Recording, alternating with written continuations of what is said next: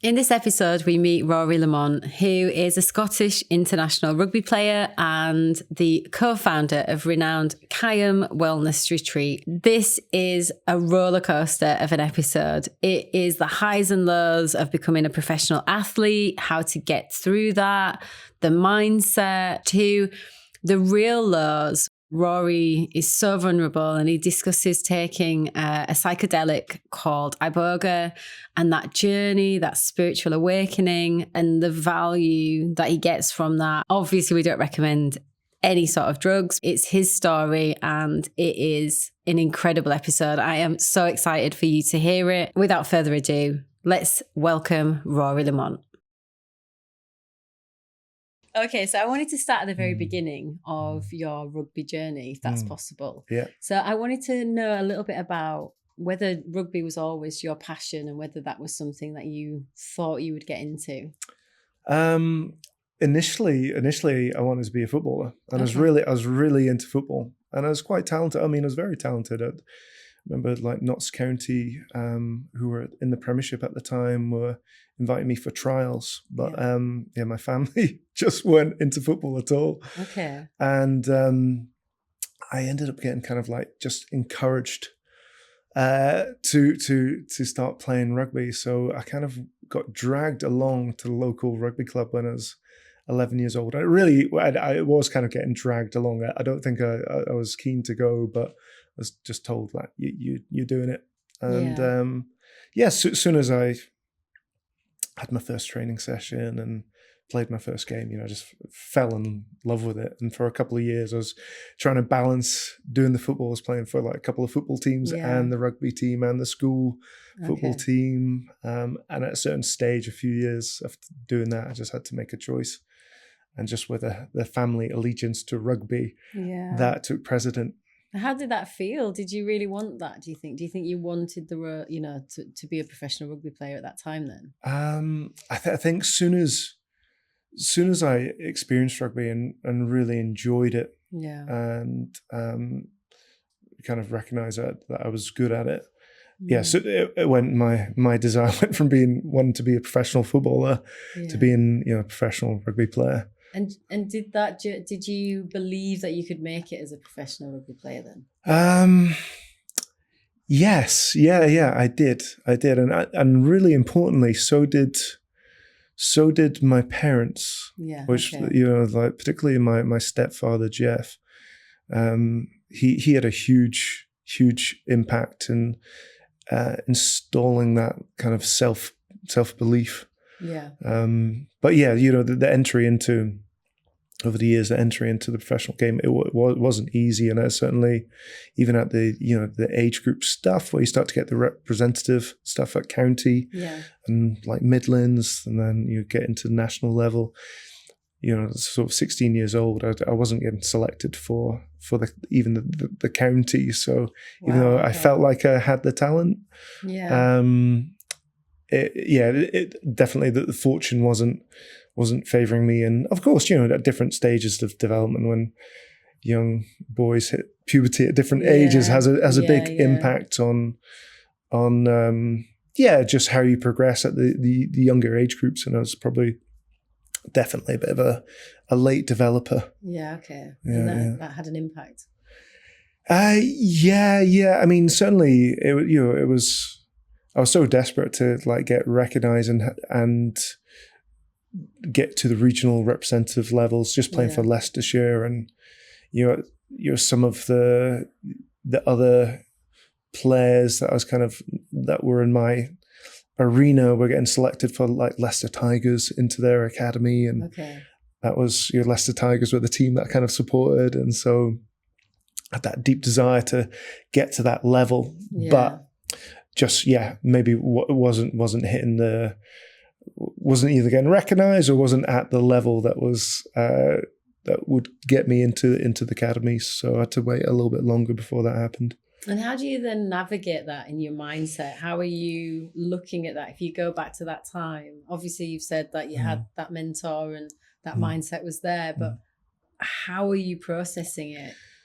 Oh, I think, just I was I was a very hard trainer. At a young age, obviously my older brother also played professional rugby, but we were very different in terms of like, you're just, our mindset, just all I wanted to do is train and play. And so I was just always like pushing myself to try make it. And there was like, it was tough. It was tough when I wasn't making the squads, for these representative teams. Even like, like Jeff had tried to get some scouts to come and have a look, and they came and had a look, and then, nothing really evolved from it. So it was always, I guess the doubts would creep in about whether I was going to be good enough, just to not even be making, the Leicestershire county squad. So I don't know how I dealt with it. Probably just a lot of anxiety, but I just kept on doing what I loved and what I had a passion for. And at a certain stage, a few breaks started to come my way. And also a few strings were pulled. Jeff had a contact to someone within Scottish Rugby and said, hey, like you should have a look at, Sean and Rory. And that got me an opportunity to have a trial with Scottish Exiles. Which was one of like the age grade recruitment strategies that Scottish Rugby Union had. And they're playing against Northampton Saints, one of the pro teams academies, and did well in a trial game and got invited to join Northampton Saints Academy, which was really my first big breakthrough. So that was at 17 years old. That's amazing. That's when finally there was a little bit of like glimmer of hope that that the professional path was opening up to me. Do you think that you were did you ever feel like you were slightly surrendering a little bit at that point? Like maybe you were just unsure that it was going to happen, and just kind of, how did you feel? Like why did it change in that moment? Why do you think the doors opened and you just were able to, and how did you deal with that? Well, why did the doors open? I think perseverance and focus. I'm a big believer when we really put our heart into something that, and we really commit to it, that opportunities come our way. And so, there was, it was just that persistence and that desperate hope as well, because I couldn't think of, in my mind, there was no other way forward, because this is what I wanted to do. Is, at school, I was kind of like, didn't really put a lot of effort into my schooling. It was because I just want to play rugby. So, it was really just dedication and perseverance. And of course, fortune, I recognize that there was a level of fortune, but I do feel that when we really commit to something, that kind of like fortune, there's a phrase, fortune favors the brave, but I think fortune favors the persistent as well, you know? And so that was really what was I was just doing what I loved, like just any spare time I had was just like devoted to like either getting fit or enhancing my skills, or I just love doing that. So you kind of did like the 1,000 hours, they say. Oh yeah. 10,000 hours? They talk about 10,000 hours. Yeah, so you were putting in the effort in the time, in your free time, as much as possible. Oh, total dedication to a level that even when comparing myself to my peers who were in the academy, I was always just willing to put in that extra bit of effort, extra bit of training. And so unfortunately it didn't go smoothly, my time in the academy. I got that big break, but at that age, I was 17 years old. I got my first big injury. And that was a pattern that never really left me through my career. And so it was that age, 17 years old, I got a knee injury, which I didn't really recover well from, and that ended up leading into a groin injury and developing this chronic condition called osteitis pubis, which is a very painful inflammatory condition affecting the pelvis, where the bone starts to erode away. So I'm dealing with this at 17 years old. At 17 that happened? 17 years old, yeah. And spent, I think over the three years I was in the academy, I was probably only averaging, maybe 4-5 games a season, if that. Wow. How were you dealing with that then? Not well, I was deeply depressed. Okay. Oh yeah, just deeply depressed. I'd gone to finish my A-levels and decided to join Northampton University to do a degree there while I was trying to become a professional rugby player. So while I was dealing with injury, I had the studies to focus on, but of course when my mental health was struggling, and it really was. I look back and recognize I was depressed. Yeah. That affected my studies as well. I just wasn't showing up for my classes, and it was a really, I guess an unhappy time. And were you functioning then? So you're saying you didn't turn up to classes, so you just sort of in your room, had exercise reduced at that point? I guess completely had it with... Yeah, I was really, really restricted with what I could do. And it was just that I wasn't able to train. I was given these exercises to do for rehab. Like but of course, at that age, you're not really getting the medical attention that you need. And I wasn't a prominent player in the academy at that age. I was still peripheral, never really got a chance to cement myself. And when you're kind of on the periphery, there's less energy and focus on you. If I'd been one of the most talented players in the academy, I probably would have got a little bit more support and guidance and attention with helping me get back fit.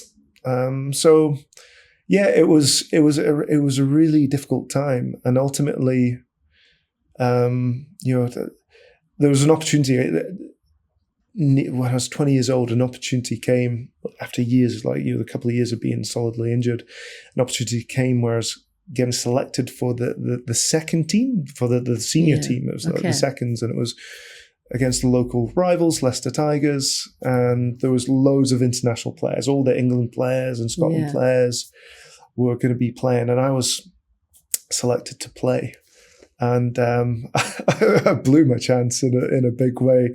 I turned up late into the changing room. I got told, it was my first time in the setup, and I got told to be there for 6:30. And I think I rocked into the changing room at 6:30 and 30 seconds, and the whole team are changed in a huddle. And I'm walking in with my laces undone, my bags kind of open, just rocking in. And Wayne Smith, who was the coach, he's a big, he's an All Blacks coach, he was the coach for Northampton Saints at the time, and just walks up to me and says, "Sorry, mate, you're late. The team policy is if you're late, it's you can't play. It's for all, it doesn't matter what player you are. It's just the rules, the law that we have here." Yeah. And so I was only in the changing room for about 30 seconds, and I was just having to leave and walk out. And just my parents were driving down from a couple of hours north. I had to phone them in tears, say, because I thought this was my big break. I thought this was going to be my opportunity. I just started to have a little bit of fitness, and things were starting to flow my way. And then this happened, and I ended up getting released from the academy. I didn't get another opportunity after that. Got released from the academy a month or two later. I went and played a game of sevens, just a university game of sevens, a sevens competition, and got knocked out and landed on my shoulder, ruptured my shoulder.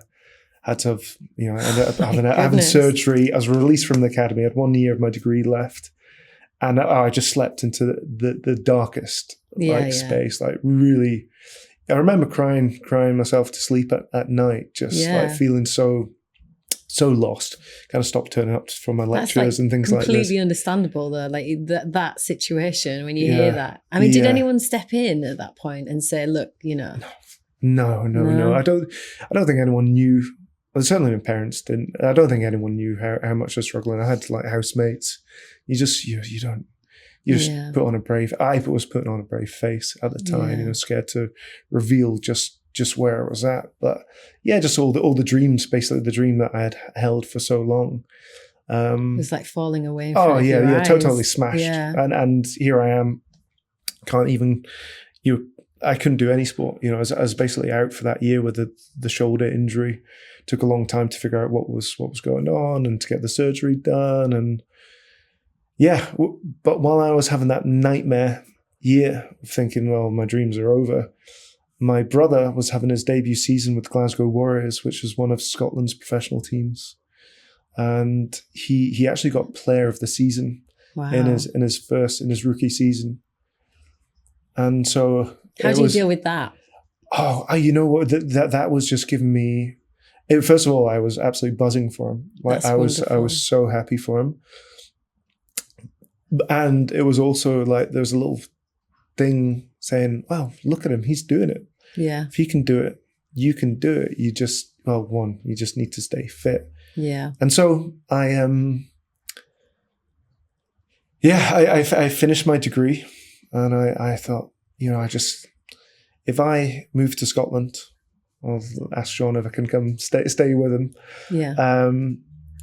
If I can stay fit, maybe if I join one of the local amateur teams that had fed the Glasgow Warriors, because Sean's made a name for himself. That might help. If I stay fit and actually I do perform well, I have a feeling it'll get noticed. Yeah. And maybe that this team that I was planning to join, this amateur team, fed a lot of players into the professional setup. I thought, well, that's my entrance. So you were looking for doors to open though still. Like that sounds really almost, even if you're in a depressed state, you were actually positively seeking out still the opportunity to move forward, which is quite resilient, but also just what it takes sometimes. Maybe you need to keep looking, keep focused, keep pushing. The thought of doing anything else but rugby terrified me. Yeah. And the thought of having to go just get a job that wasn't rugby, it just that thought, it kind of terrified me. And it's like, there was a part of me that was just like, because I was so depressed, there was a part of me that was just like, I'd rather not live than not do what I love. Yeah. So there was just this very all or nothing. Absolute desperation, and I just felt like it was the only choice in my mind was to move to Scotland. And of course, it was like in my mind, it was my last shot. This is I've got to give it this one last shot. Yeah. Lots of my friends who were in the academy, they also got released from the academy. A lot of them just kind of gave up on that dream. But in my mind, it was just like, I've because I had been injured so much, I just had this belief that if I could stay fit, I had the ability to make it. There was a chance. There was a chance. And now Sean had kind of like lit the way, carved the path. Yeah. I thought, I could maybe sit in his slipstream and see if there's an opportunity through that. So it's just something I felt like in my that intuition that I had this feeling that there's an opportunity there. So I asked Sean, said, "Do you mind if I come stay with you guys while I try to just give it one last shot?" And so I moved up to Scotland in the summer of 2004. Joined Glasgow Hawks, the amateur team that fed Glasgow Warriors, the team my brother was in. And as soon as I moved up there, everything just started going well. Played a couple of pre-season games for Glasgow Hawks, and then got my brother either spoke to the Glasgow coaches or they spoke to him about hearing that his younger brother was here, and my brother said to them. Now, whether this is true or not is open for the debate. Yeah. But he said to them, "My brother's here. He's better than me." Wow, that's kind. So that was kind of him. And I said, "Well, bring him in. We'll take a look at him." And so I got invited in to train with Glasgow Warriors, the pro team. Played a couple of preseason games. They went well. They offered me a month-by-month contract. which was just like a dream come true. That just getting an opportunity to be a professional player for me was just that was a dream come true. Mm. Do you remember how it felt? Oh, like, how did you feel in that moment? After being, like so deeply depressed, like I said, crying myself to sleep like multiple times, just suddenly, it was just, and feeling so blocked, all those injuries over the years, just like this, the analogy I like to use that kind of like that I felt at that time and often throughout my career was just like the dream where you're trying to get somewhere, in your dream at night, just, and you can't run, you can't move, you keep on getting stopped. I've had a few of those dreams, but that was that's the feeling I'd had, just this feeling of frustration and just feeling totally blocked. And now suddenly it was like the parting of the seas, where for the first time, everything started to flow beautifully. Everything started to open up and opportunities were falling into place. Everything was going great. And I was now a professional rugby player after, just being an academy reject. And I got my first opportunity to play in the competitive season in October 2004, while all the international players, my brother included, were with Scotland. And so I got an opportunity to step up into the Glasgow team because there's spaces available, and did well. Yeah. And solidified my place in the team. And then, got a phone call from the Scotland coach, Matt Williams, at the time. Says, we're keeping an eye on you. You're doing great. That must be fantastic to have a call like that. Oh, I couldn't believe it. I could not believe it. Like at that stage, I'd only played 1 or 2 games for Glasgow. And then during the Six Nations, just like 2 or 3 months later, I got selected into the Scotland squad. And then ended up getting my debut game for Scotland in the Six Nations against Wales. Wow. Which was just, if I'm honest, totally fell out of my depth. Yeah. Just like, I'd only played a handful of games, professional games. I hadn't played a lot of rugby.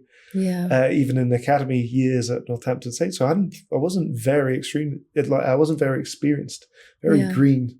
And here I was being selected for Scotland in the Six Nations, in front of 65,000 people and cameras. And so it was honestly beyond my wildest dreams. I'd never, all those injuries had kind of like, just to become a professional rugby player for me at the time was just a dream.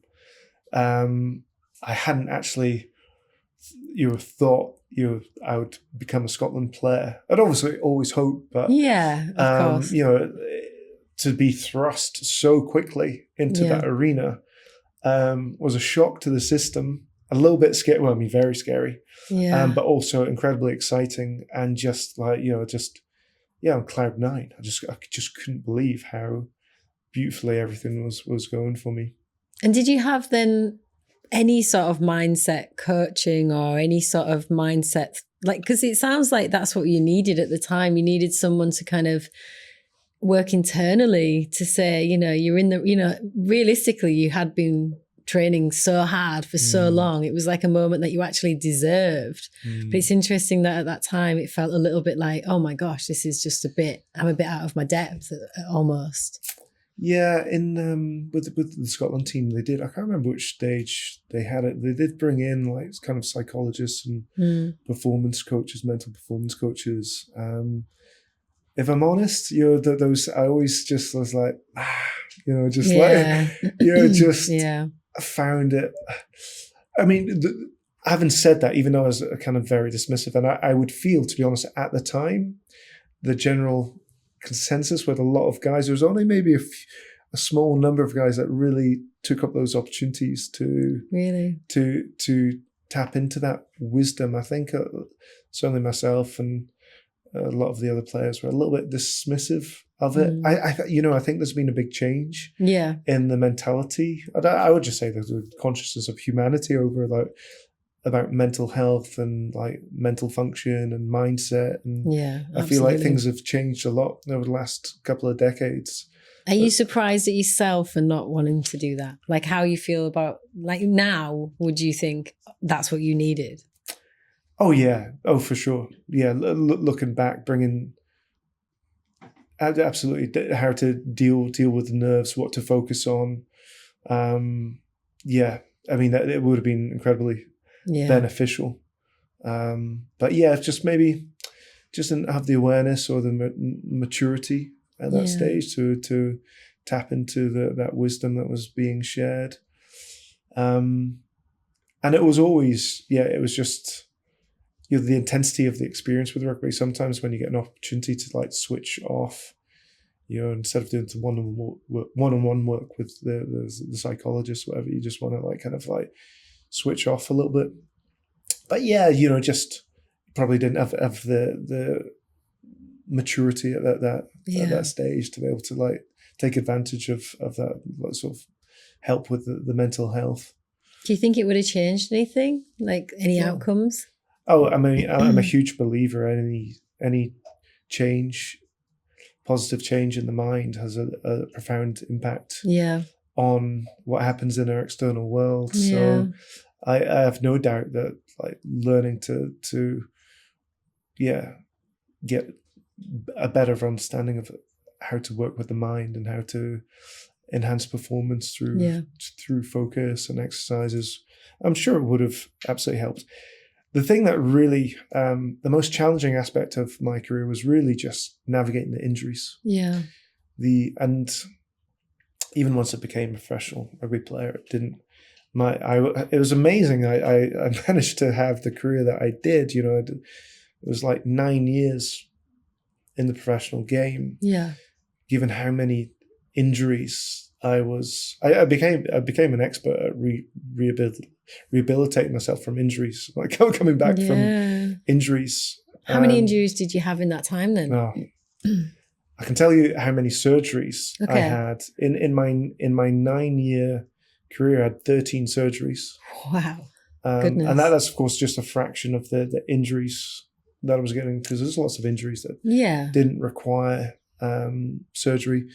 There was, I think most of the time in my career I was carrying at least one injury that I was kind of managing to a degree. So even though things were going really beautifully, there was always this like sense of frustration that I wasn't quite able to get to the level of performance, level of fitness that I really believed in my talent. I had belief in my talent, but I felt like I wasn't able to potentiate on it to like reach that full potential, just because the injuries just kept on like holding me back. And as soon as I start to get a bit of fitness, a new injury would come in. And of course, it's a really tough space. Being a professional athlete is challenging on the mind.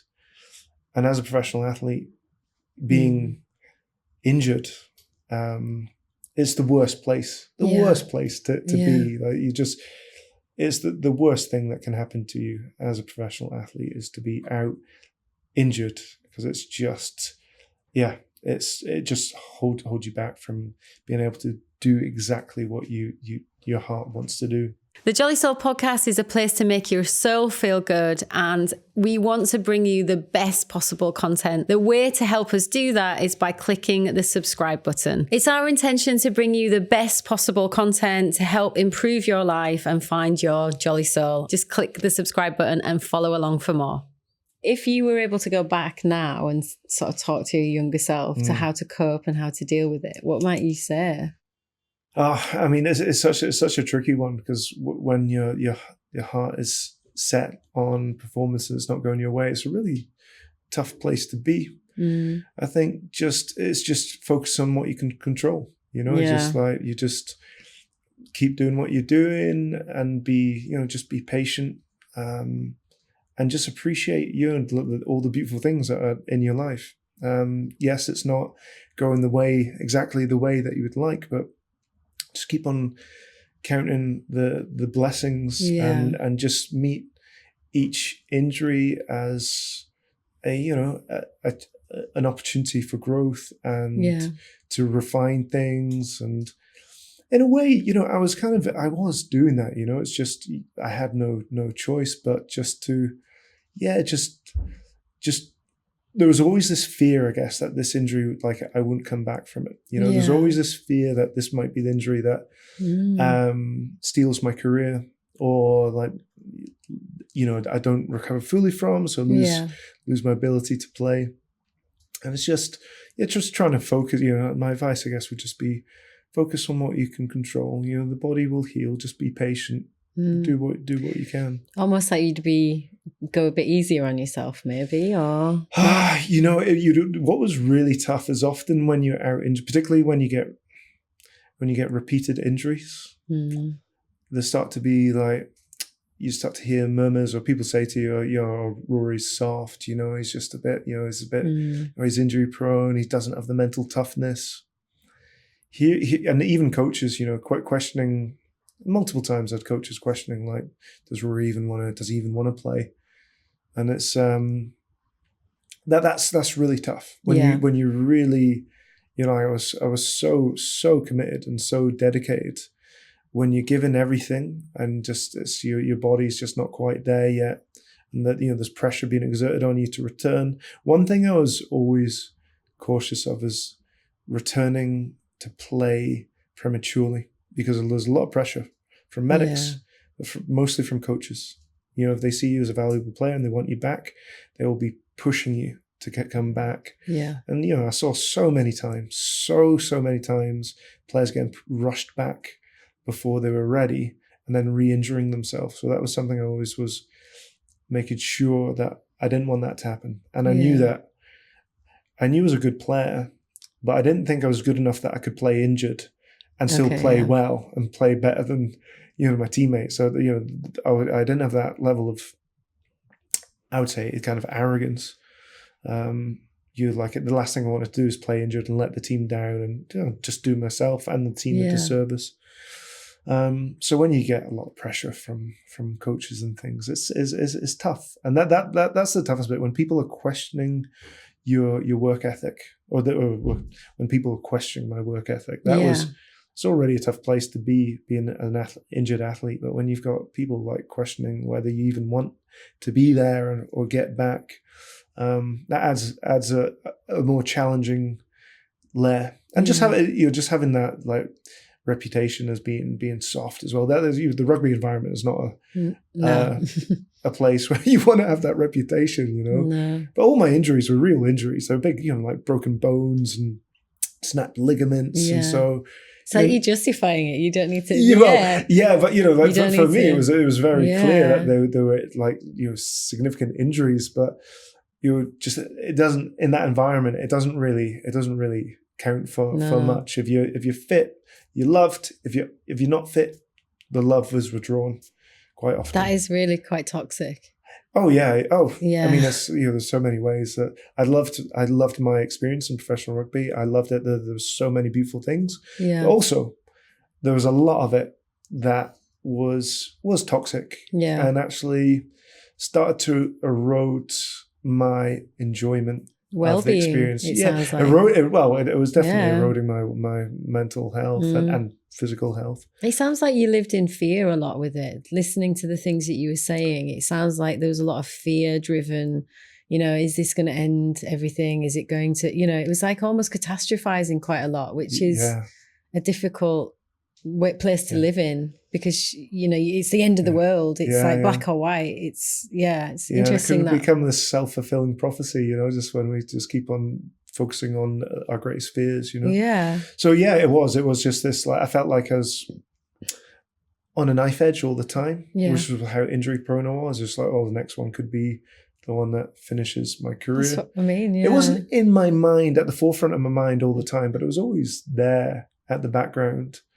And is that the ultimate? That's ultimately what happened, isn't it? That was. I mean, it was just with the rate of injuries that I got throughout my career. It was inevitable. It was inevitable that there was going to be one that finished me off. Yeah. And in 2012, I broke my leg playing against France in the Six Nations.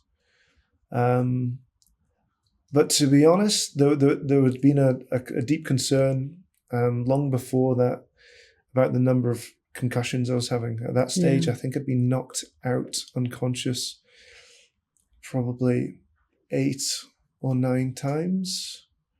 And at that time, there wasn't a lot being spoken about. In fact, there wasn't anything spoken about long-term implications about concussions. But I was kind of paying attention to like what was going on in the NFL, and there was a mass like lawsuit from 4,000 ex-NFL players suing the NFL for the basically the NFL knew that concussions were linked to long-term neurological struggles, including dementia, CTE, right? Which is a sportsman's dementia that a lot of ex-players are getting. And so I'm seeing what's happening across the pond, and yet in the rugby environment, which is obviously very similar to NFL, nothing is ever, didn't hear anyone speak about it at all.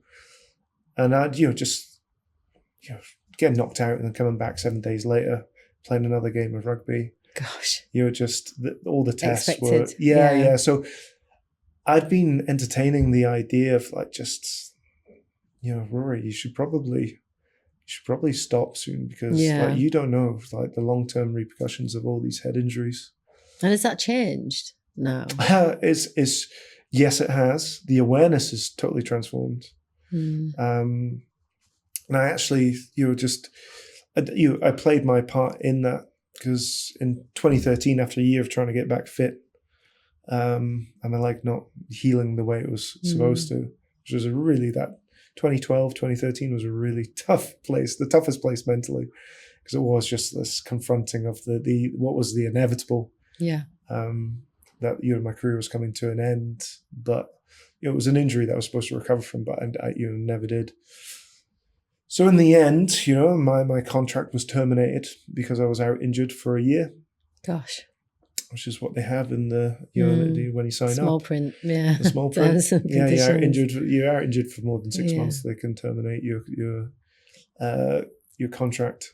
But I was 29 years old, coming to the end of my career. And to be honest, it was super tough to effectively be sacked into retirement. Absolutely. But there was a part of me just like there was this like huge sigh. That I don't have to put myself through this level of suffering so much with my body, with all the surgeries, just all the surgeries, just all the pharmaceutical drugs, the years of painkillers, just destroying my physical health, going through the mental challenges with that. There was actually a sense of relief. Yeah. But maybe a sense of loss, like in a sense of like, where's my purpose? That's all you'd ever wanted to do. How do you recover from that? Yeah, well, I mean that was incredibly tough. That's another low, and that took a long time to process. But initially, when the contract was terminated, I was just like, right, I still needed more surgery to get my leg fixed, but I was just like, get the surgery done, get myself healthy again, and just move on with life. Just take a little bit of time to figure out what I'm gonna do next. But the way things unfolded very, very differently. Yeah. But just on the concussion thing, I actually spoke out about rugby's issues with concussion just after retiring, and it caused a big reaction. Really? In 2013, yeah. Just Scottish Rugby Union were they were under pressure from the media, the BBC, and all this kind of thing, and it just caused a little bit of a storm. But also, it sparked the conversation, which kind of like has never really stopped. So there's the awareness around concussions has definitely changed, but I'd like to certainly me speaking about it played a big role in getting that conversation going. How can people prevent the long-term damages then of a concussion, or is there just no? I don't think there's a lot of people trying to protect rugby, but also protect the players, and they're trying they've changed laws to try and make it better, reduce the amount of training, the contact they do in training. All these are positive steps. I think rugby is inherently dangerous game. Yeah, truthfully, It is. I was at the bad end, the wrong end of the scale there, just with a lot of injuries. But it's a violent game, and there's big impacts. I don't think, keeping rugby as it is in its pure form, I don't think you can make it in safe. You can try to manage how many head blows players are taking in training, but I think it's informed consent. And this is kind of what was always my message, was like, it just needs to be informed consent. Just rugby needs to acknowledge that concussions, long-term, multiple, even one concussion, multiple head impacts leads to long-term neurological degeneration. It at least increases your chances of long-term neurological degeneration. Gosh. And to this day, they still won't admit that. Really? Yeah.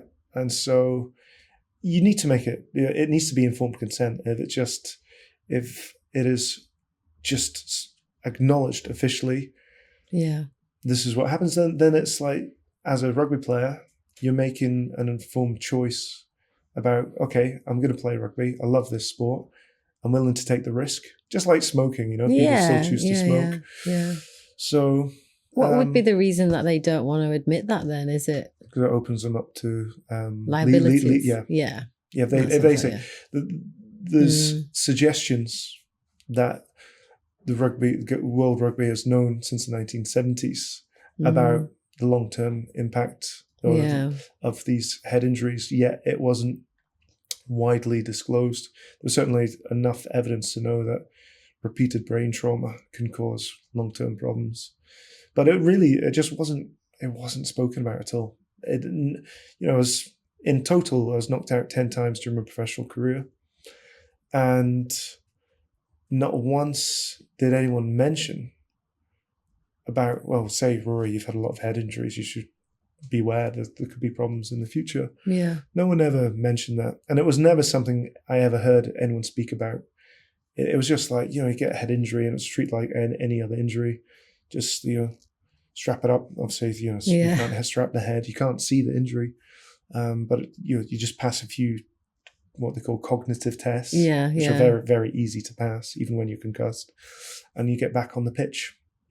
But of course, it's so dangerous. So it's like an injured brain having to get re-traumatized, which seems to be a big problem. So there's lots of experts looking into it and trying to make the changes now. But there's still I still hear about mismanagement of head injuries in rugby. So I don't think it's at all resolved yet.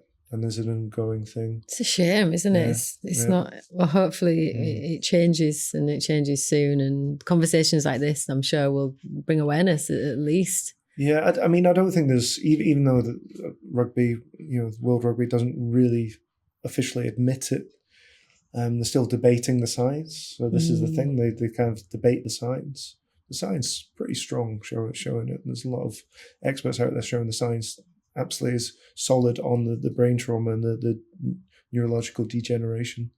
But most players now know, because it's been spoken about so widely, that what they're risking. And there's so many ex-players now who have got ex-teammates who have been diagnosed with CTE, this dementia. So they all know what the potential future problems that might arise. And hopefully they're just taking that as motivation to make sure that they look after themselves well, better than we did, at least back in the day. And then in terms of when you left, was there any other support for you as a person? When the contract ends, was it just kind of out the door and then you were left, to have your operations and, or was there any sort of support? Support was offered from the Scottish Rugby Union, and they also gave me, because it was a work injury, I had ongoing medical cover for the injury up to a certain point, where they removed my cover. I would say prematurely, because I still needed more surgery. That caused me a lot of trouble. But initially there was. But in terms of like wellness, just general wellness and well-being, no, they offered employment. or potential like employment support. Okay. But I was in no place to work. I was still like, unable to walk, having multiple surgeries. And yeah, my medical support was actually removed. And I would say it was a response to me speaking out about the concussions. Which is so unfair. Yeah, I mean, morally, and I would say legally probably wasn't the right thing to do. But that was tough. Like I was in a tough place. I wasn't just mourning the loss of my rugby career, but at the time, I had this broken leg that just wasn't healing. Yeah. And so I was struggling to walk. I could barely do the shopping, and I was also having to mourn the loss of my career, my future, the life that I'd kind of envisioned of just being able-bodied and just being able to like move forward, find a job, find a purpose, new purpose. Yeah. How did you deal with that? Oh, well, I slipped into like a big depression. My medical support was removed, so I could no longer see the consultants that I've been working with. They're kind of on NHS waiting times.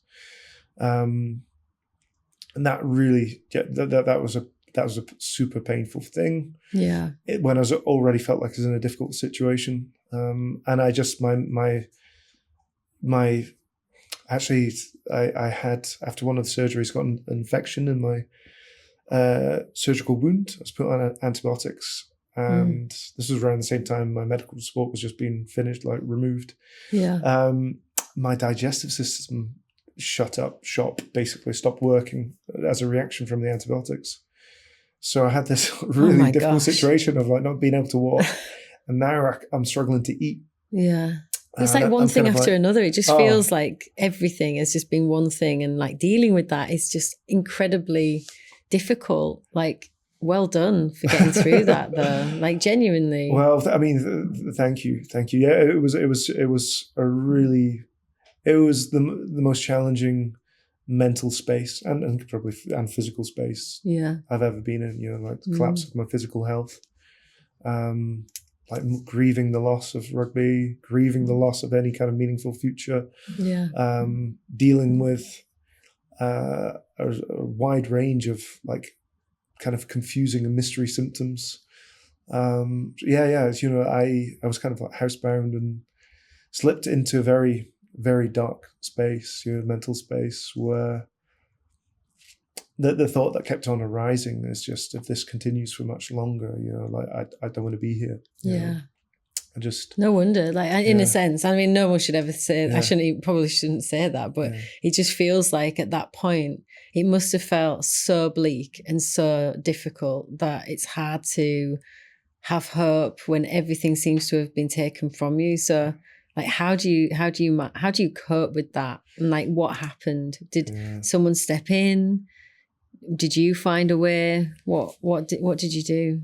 No, I really isolated. I was kind of isolated anyway, just because of just the nature of what was going on with me. I couldn't go out for meals. I was in chronic pain with every step. And so I really isolated myself. I had a partner, like, at the time, girlfriend. Yeah. Really difficult for her to like just, she's witnessing me just collapse, really. Yeah. Just like going from a professional athlete to suddenly so it was incredibly difficult for her, but just where I was at, it was just excruciatingly painful mentally. Just a sense of hopelessness. Yeah.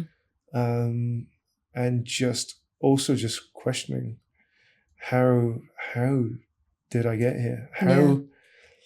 And just starting to really review everything that's unfolded in my life, the feeling of betrayal that I felt from the people in power in rugby, the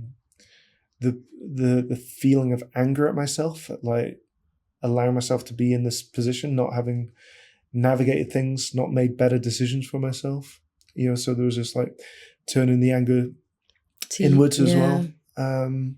Just like how, like, you didn't deserve to do that to yourself, but it's funny how the mind works and does these things. There's certainly things I look back and just there was definitely things I did that weren't always conducive. Decisions made. I wasn't always super professional in one. It was kind of like Jekyll and Hyde. There's times where I was so focused and dedicated on rugby, and then other times I was just like, like just going out having like drinking with the guys and just. But that's about you looking at that. That's like living guilty, isn't it? That's now you're making for excuses about how I had a few nights off. Well, my goodness, you deserved a few nights off. I'm sure, having worked so hard for so many years. But it's interesting that you think. I mean, there was a part of it whereas I was having to confront while it was like there was a lot of misfortune. Part of this process was that kind of life reviewing, incredibly tough. But I had to recognize that there were decisions made at certain points that kind of led me into this position. And so yes, there were I always kind of like to say I like to call them dance partners, other people that played their roles who kind of like betrayed me or played these or caused me pain and. It kind of played their part in helping me get to where I was. But there was also I see it as a dance, there was and of course, did I deserve what happened, for that to happen to me? No, I don't think anyone deserves to. But this is what was unfolding. And ultimately there was a part of me that had to try find some accountability in it, because actually the accountability is where I could get that power back and to not just be a total victim to circumstance. I understand, So, but this was I was in that space, that difficult space for a good year with my physical health, my mental health, just suicidal ideation every single day. I'm not, I shouldn't say I'm not surprised, but it is it sounds a very dark place. It's almost like I want to go back and just take you from that moment. But then I guess it's ultimately led you to today and a lot of growth. And, at that time, what choices did you make? How did you get to this point in your life? Well, I really kind of, I look back, I wasn't spiritual. No. As a player, I was kind of agnostic, and this experience was so humbling and terrifying. It's the greatest fear I've ever felt in my life. Yeah. It really life took me to my knees and humbled me, and in that space of where my kind of ego just surrendered, I got to this place where I just felt like I was incapable of resolving the situation or finding a way out, and just I kind of prayed out loud in an act of desperation for help.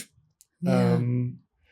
And that's that it was that moment where just everything started to change. Little glimmers of hope started to come through. And for me, just a couple of weeks after this experience of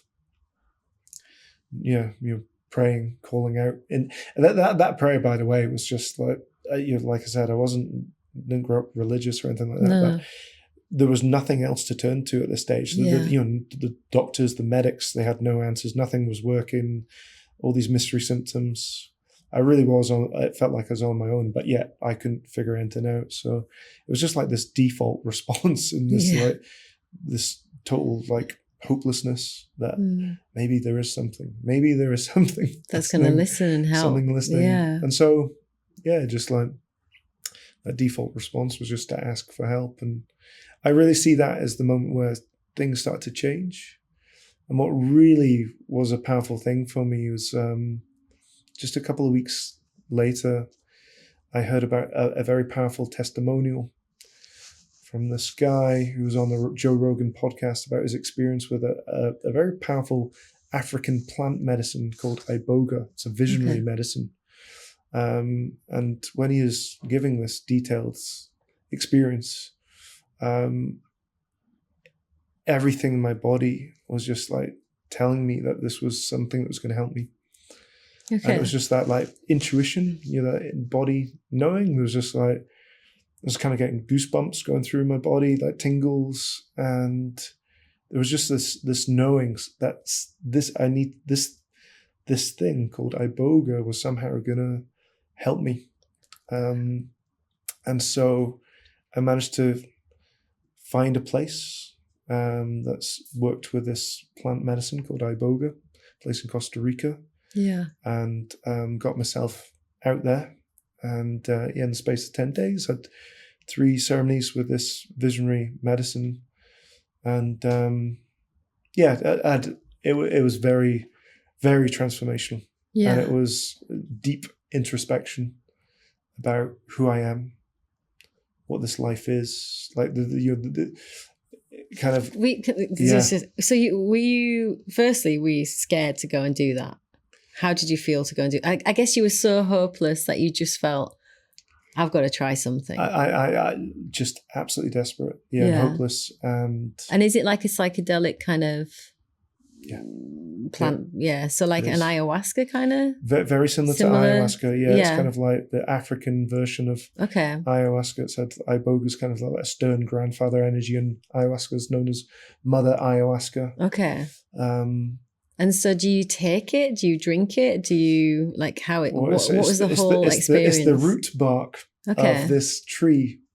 I'll just call it the Iboga tree. Okay. It's the bark, I believe, from the root of the tree that's ground up into a powder. Okay. And traditionally the Bwiti, the indigenous people of Gabon, known as the Bwiti, they've been working with it for thousands of years. They just like grind up into a powder. It's like sawdust. They swallow it down. It's not a very pleasant way to do it. At this place, we did have it like that, but they also had made these extracts where it's just a capsule that you could take, which was much more palatable, much more gentle on the digestive system. And did you feel effects straight away, or was it a time? The first ceremony, the first night, I was kind of disappointed by the experience. I was kind of getting visions, but it was just like people's faces, people I'd never seen before, just flashing, like, the eyes closed, just one, like kind of like photos, like thousands just streaming for like hours. And Iboga is kind of well known for giving these incredibly visionary experiences, people speaking to dead ancestors and speaking to these spiritual beings, their spirit guides, and also all this kind of like mystical, hearing all these stories, speaking to their soul. And I don't get anything like that. I was just getting these like visions of people's faces. So I was kind of left after that first ceremony. I was just like a bit, disappointed. Did you feed that back to the people who were there, or did you just kind of? They just said, "Don't worry, you're just detoxing. It's like the medicine's just detoxing you." And I just kind of I had to trust whatever that meant. Yeah. At the time, they say that's a common thing, quite a common thing for people sitting with it for the first time, where it's these images of people's faces. Nestled in the Scottish Highlands, Caim is more than a retreat space. It's a community bound by shared aspirations for growth and well-being. Luxurious private studios surrounded by woodland, the perfect escape for peace of mind. Caim believes in the inseparable connection between mind, body and spirit. The approach is comprehensive, nurturing balanced health across every aspect of well-being. Caim embraces practices that honour this interconnection, fostering harmony and vitality from within. Begin your journey to relaxation today with Caim. Caim, where balance begins. And so you had a second, what do you call it again? Sorry. Ceremony.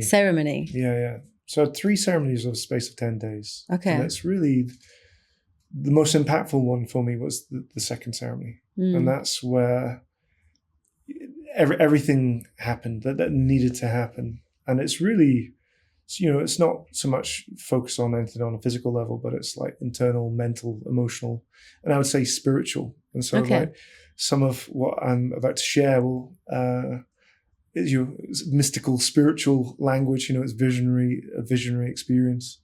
And so it's depending how that lands will depend on where your audience members are at. Yeah.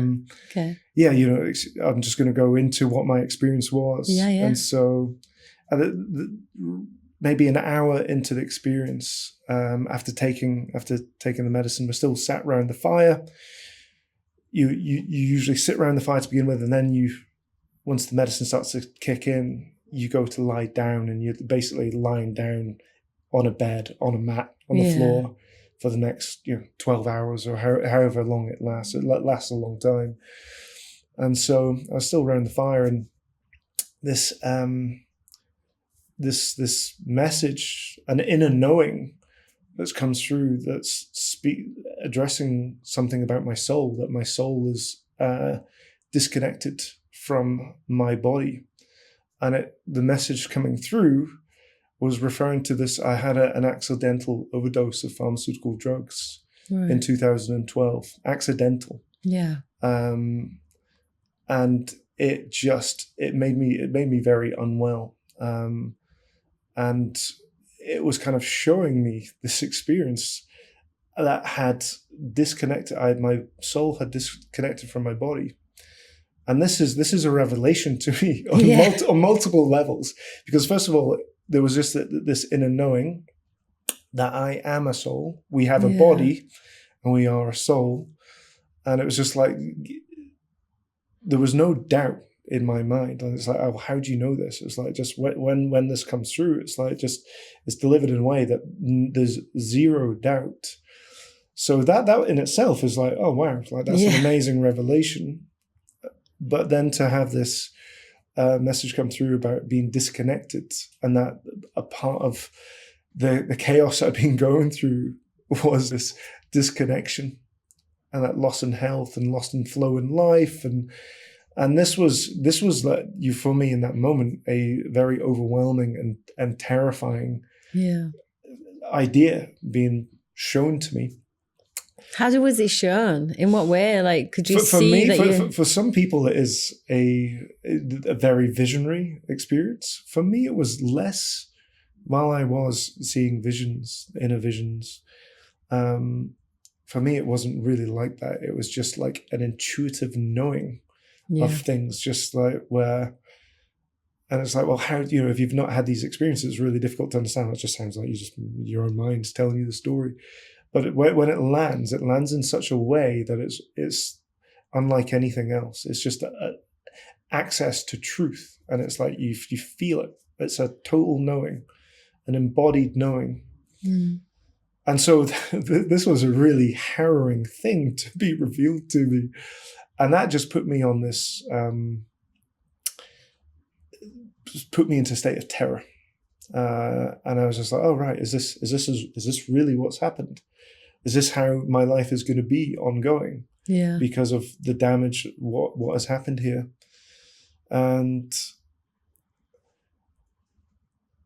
I was trying to see a life worth living with this disconnection. It wasn't there. I don't want, if this is how my life is going to be, as it has been for the last couple of years, right, and this is how it's going to go on, I do not want to be here. Right. But as I start to think about, I start to think about the suicidal thoughts, then, which had been a long-term thing at this stage, a year into that journey, contemplating suicide. Now I'm really having to confront those thoughts in a big way. Yeah. And I was just like, the only way that I could see out of the suffering in this moment was to end my life. And then I start to get connected to the damage that my suicide would cause my mother. Mm. And those who loved me. I start to see very clearly the impact that would have on those that I loved. Like the timeline of events. Yeah. Okay. And it's really, it's like, I've been entertaining this thought of suicide for a good year. It's like, it's been brought to me in such a confronting way. And the experience, the medicine is kind of like taking me into this realization of the impact that would cause those around me. And now I'm in this position where that is no longer an option, because I do not want to inflict that pain and suffering on my mother or anyone else that loves me. So now I'm in this really challenging space of I can't deal with this suffering, that what's going on in my body, the way my life has been, that my health, I can't deal with this. And my only escape from the pain is now that's no longer an option. So like suicide from this experience was just now, I can't do that. That's not even, I can't even entertain that thought anymore. So I'm now just confronting having to live my life in this, like the rest of my life in this turmoil, in this energy that I was stuck in. And then, I started to get this life review and showing me all the things I'd done to hurt myself. All the things that I'd been doing that were damaging to my well-being. And there was a lot to look at. All the ways that I'd betrayed myself. Yeah. It showed me, like, other people in that dance, but it was really bringing home a level of like the role that I had played. And that was also really tough to like witness everything that I'd been doing. It made me remember every pharmaceutical pill I'd ever taken. Really? And one thing we didn't touch on was, yes, the injuries and the head injuries, but my relationship with pharmaceuticals from 17 years old, being dependent on painkillers, opioids, very powerful painkillers, anti-inflammatories, all through my career, popping them every day, even at certain stages, taking them becoming addicted and taking them recreationally. In this experience, everything has been shown to me. Like I could remember every single like pill, it was just like there was awareness of the totality. Yeah. And it was just confronting that was just such a difficult thing to look at. Just excruciatingly painful to confront everything that I played my part in. And my assessment in that moment was just, well, I'm done. There's no way I can heal from this. I've done, the message is like, you poisoned your body. Yeah. All these years, all these surgeries, all these anesthetics, all these, the tramadol, the codeine, the sleeping pills, just all this stuff. And I'm like, well, I can't, there's no way I can heal from this. There's not physically possible to heal. Yeah. And that was, so this space that I was in was it was the most difficult, harrowing experience I've ever had. Yeah. And at a certain stage, one of the healers took me through a soul retrieval, which I know sounds kind of mad, but this is what happened. Yeah. They took me through a soul retrieval, and which was basically a guided meditation into like visualizing, reconnecting with my soul. And I was just doing whatever they guided me to, because I was just in this like, please help me, like I need help. And they on this in this experience with Iboga, I get this reconnection to my soul, and the moment that happens, my energy shifts from terror, deep terror, into bliss and love and joy, and tears are just straight. My eyes are just streaming. Yeah. This is probably about 8 hours into the experience, so there's been a lot that has unfolded. I'm kind of giving you a little bits. Yeah, insight. But then what happened was I got this life review, not just looking at, I'd already looked at all the difficult things. It started to show the impact of the experiences I had in childhood in shaping my mindset and my behaviors. And that, the wounds I went through with my father, who was a long journey with my father. He was became an alcoholic and a drug addict, and went through a lot of hardship with him. And there was a lot of pain there. A lot of these emotional wounds from childhood were guiding me unconsciously into self-destructive patterns. At what age of your childhood was it? Taking me right back into like 2 years old. And then up to what age? Went through my entire life up until that stage. Okay. And I started to become aware of how all the difficult things I'd been through had led me into behaviors that were ultimately hurting me. And that the kind of message I got was, this was the only way that your life ever could have unfolded, because you were just responding from your unconscious pain. It was guiding you into these decisions. It's like Carl Jung The psychologist speaks a lot about the unconscious and how when we are unaware of what is below the surface of our awareness, it's kind of steering the ship, and we'll call it fate or whatever, but ultimately it's these unprocessed energies. And I was getting this like real powerful insight into the way that this internal pain, these wounds of rejection and abandonment that I experienced, had guided me into these situations where ultimately I was causing myself more harm. And rugby was, the way I did rugby was just one way that I was hurting myself. But in this experience, what was the message coming through, the knowing coming through, was just like, it's all perfect. Everything unfolded exactly as it had to. And that you can let go of the anger and resentment that you hold at yourself. You can let go of any anger and resentment that you hold at anyone else who you were blaming. And that forgiveness arose because I started to understand, actually, we're all in this position. All of us, we're all doing the best that we can do with the awareness that we have in any one moment. And if people are behaving unconsciously, causing harm, well, it's the unconscious behavior. And, at a time they might become aware and modify their behavior, but that we are where we are. And we are often doing what we do from that place of just where our mind is, our emotions are, our wounds, where we are on our healing journey. So this was incredibly powerful. Just to find that total forgiveness and acceptance. Yeah. And from that place, I started to get a vision, a positive vision of my life going forward.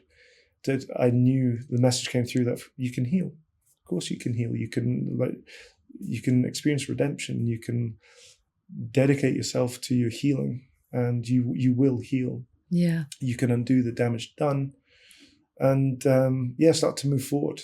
So much up until that moment, so much like just grieving and holding anger about what had stuck in the past. Yeah. Now it's like just optimism, hope and optimism just returned, and just suddenly all these clarity on how to move forward. Didn't fix my situation. Nothing. My body was still a wreck. My leg was still in severe pain with every step. My life was still a mess. But hope returned, and a positive vision started to come through. And so I could, there was just a knowing that it's okay. You've got this. Whatever is to be will be, but you will find your way through it, and you will recover. And that was me getting, there's so much more to the experience, but that was me getting what I needed in that moment. So I came back, from Costa Rica. Yeah. Feeling kind of reborn, and I still had to confront all the challenges of the situation, but I just had an inner knowing that I could get back on track. And it was going to work out. One thing I'll mention that came through was a vision for creating a retreat space. In that second ceremony, one of the visions I saw for my life forward was creating a retreat space. Yeah. To assist other people in their healing. And that's what you've done. That's what I've done. Yes. But that the vision for what I've done, what my wife and I have done, was born in that Iboga experience. Wow. And it was a long journey. I certainly didn't come back and just start. That was me at the start of my healing journey. That was the beginning. How long ago was that? 2014. Okay. Yeah. Takes a long time to heal, doesn't it? Takes a long time. Yeah. I thought I was just going to come back from Costa Rica and somehow magically set up this space and all this like enthusiasm. But my health was a mess. My life was a mess. I was just right at the beginning. There were so many things I had to learn, and there was a lot. It wasn't the end of struggle, far from the end of struggle. But I had now the mindset and the trust in life, because ultimately for me that Iboga experience was a spiritual awakening. Do you think you let go of fear at that point? Yeah. Sounds like it. In a huge So you'd been way. living with fear most of your life. All my life. And all of a sudden all my life. There was hope. That's a beautiful thing. Yeah. I think look back through my rugby career, it was just fear all through my life. Ultimately, you know, I recognize it wasn't just me, but love guys in the professional rugby world. It's that we're trying to be exceptional. Yeah. Because we believe, ultimately, and probably an unconscious belief, but if we are exceptional, high performers, that we will be worthy. We will be loved. Like life will bless us. But I reckon, certainly in me, it was that desire to be the best in the world. Yeah. Was coming from a sense of lack. If I'm the best in the world, a great player, I suddenly will be whole and complete and will feel worthy. But up until, you know, what I was navigating all through my adolescence and through my career was this fear of rejection, fear of not being good enough, fear of abandonment, fear of not being loved, fear of being alone. You know, I wouldn't have been able to speak to those things to you if you spoke to me as a, you know, 25-year-old man, or even a 15-year-old, because I was so unaware of what was driving me. But certainly looking back, there was this desire to be exceptional. If I am exceptional and I am seen as exceptional, then I will be, feel content. I will feel worthy. I will feel loved. So yeah, that was Iboga really set me free from that. Doesn't mean that I can still experience feelings of rejection, but as soon as if anything arises, I see it, I witness it, I don't let it steer the ship, you know. Yeah, it's just a thought. It's just a thought rooted in a belief that's just not true.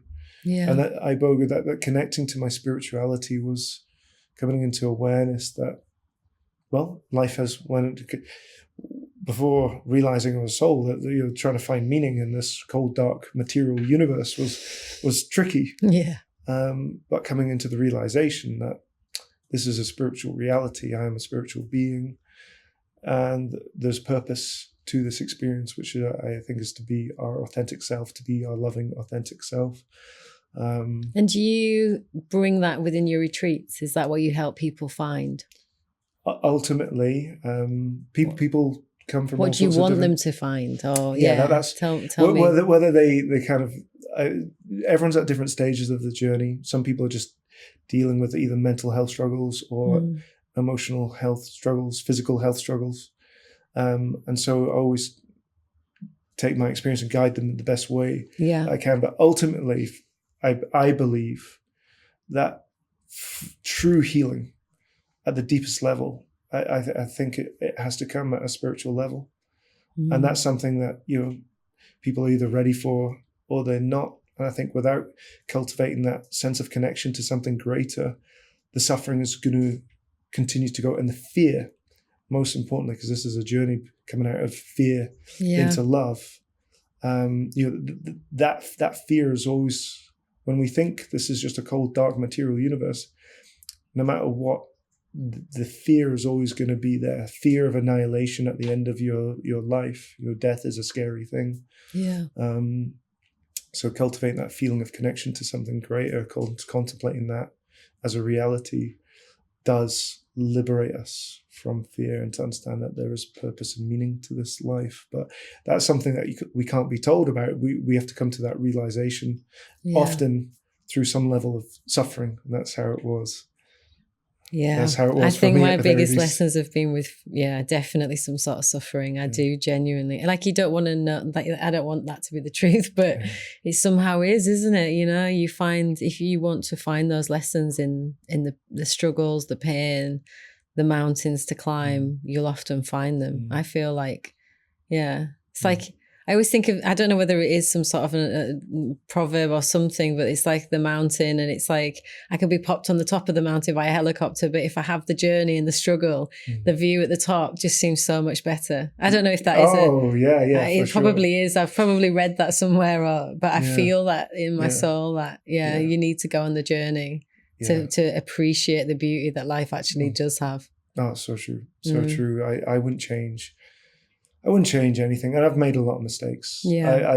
I've hurt other people, and I'm a man who's made many mistakes, and slow learner as well. Had to learn a lot of painful lessons.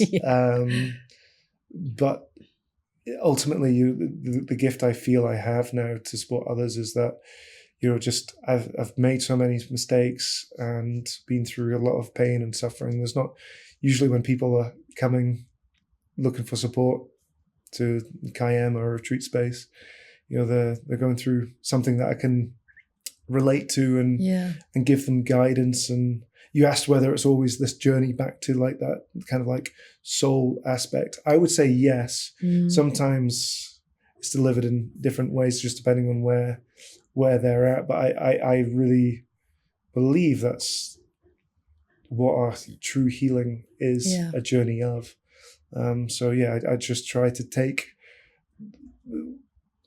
Caim, our retreat space was created to share the tools that I know work. I know they work because they worked for me. They worked, and that's you've experienced it, and that's the main, isn't it? It's just you're coming from experience, and that's what authenticity. That's what people need and want. So we'll put it in the show notes as well, the web address to be able to contact you and come. And I mean, it sounds amazing, genuinely. And we could explore so many things there. And I'm sure time is most likely running out. And I could speak to you about so many things. Genuinely, I've not even looked at 3 pages of questions yet. How long have you got? I'm only joking. Okay. I said I could do a monologue. I'm good at doing monologues. So apologies. No, not at all. Honestly, it's been so insightful today. Genuinely. I always finish with 3 big questions, if that's okay. Yeah, of course. Yeah. Again, there may or may not be something that you have an answer to. You can say pass if you really want. That's absolutely fine. But nothing's right or wrong with this. It's just your thoughts. And I think it's really a nice space to do that. So starting with maybe this is about rugby, maybe not. But what do you think the key to success is? Belief and perseverance. What do you think the secret to happiness is? Knowing thyself, inner understanding. And then what do you think the meaning of life is? It's just a small question. Well, it's to be who we are with that absolute authenticity. And I believe that our true state is love.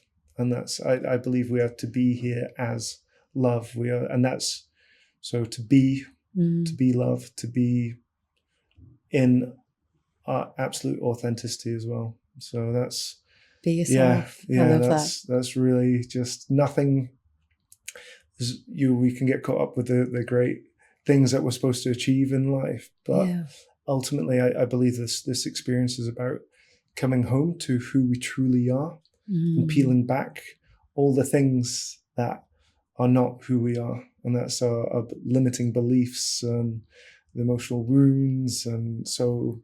But it can be hard to do that. I know that I speak to my daughters about that a lot. I'm like, the most beautiful place to live is yourself. Like, be yourself. And there is struggles with it. And I'm like, well, one day it'll be the best thing you ever did is just to be authentic, because stop, not being yourself. But every time you're not yourself, you're kind of, it's like almost like saying you're not good enough, whoever you are. You know what I mean? That's what I try to say to them. It's I always think it's like coming into who we are. It's like descending from the mind, the ego, and all its fear and its wounds and its pain, and coming into the heart. And that's a long journey. So I'm still not like I've got a long way to go. Just do my best each day, and it's just like being patient on that path. Like even coming in for a podcast, here I am. Just like I recognize there's a level of like coming in. There's a level of nerves and anticipation, and it's like I still navigate a fear of like not being good enough, and it's. I think when we become aware of this stuff, it doesn't necessarily disappear. But this is why I said know thyself. As we become self-aware, we can witness some of these fears arising and just okay, I don't need to like fall into that trap of believing that limiting belief, it's just okay, I'll just witness it, Let's hope that everyone takes from today's episode something about being themselves and loving themselves for who they are. Yeah. Can I just ask you to take a quote out of the Jolly Jar just to finish? They're a little, you might not be able to read them that well. They're a little bit faint, but let's just try one. Oh, you've chosen the very large one. Let's see, what have you got?